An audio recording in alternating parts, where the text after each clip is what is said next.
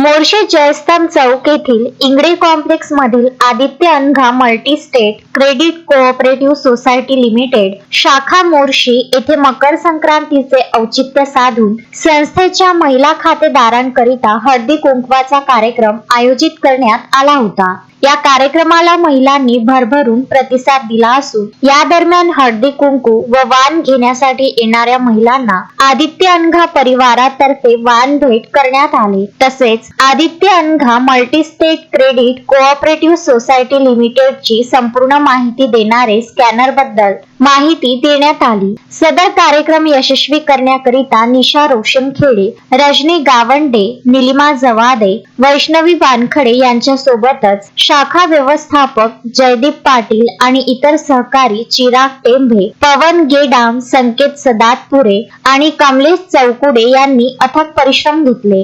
Sanjay Garpawar, Vidarbha news, Morshi.